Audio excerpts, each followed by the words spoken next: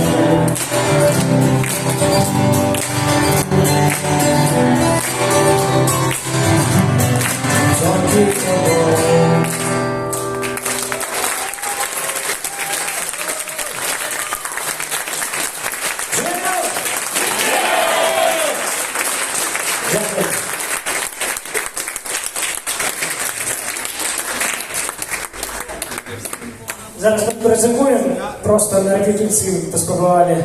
Ну, нам ж не тільки треба трагічної і сумної пісні, зараз старий Новий год, треба все ж таки пару веселих так само. Ну, ми поспробували такое оживить, зробити таку акустичну версію такої пісні класичної Янаревської. Зараз.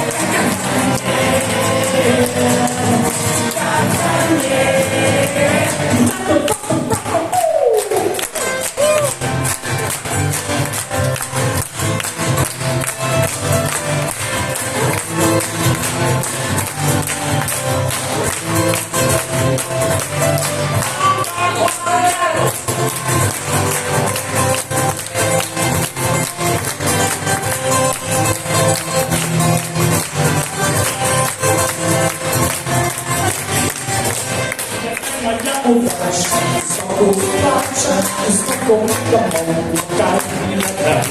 Потихо підрука, і очі плаче, співайте пані пісні, га-га-га.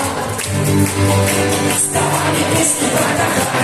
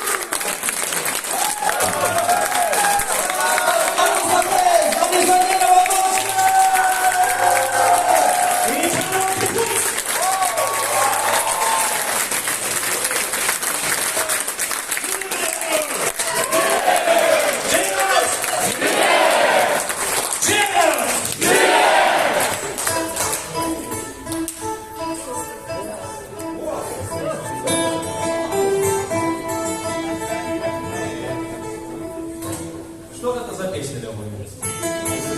Я все такое пригадалось, и не такой же сам.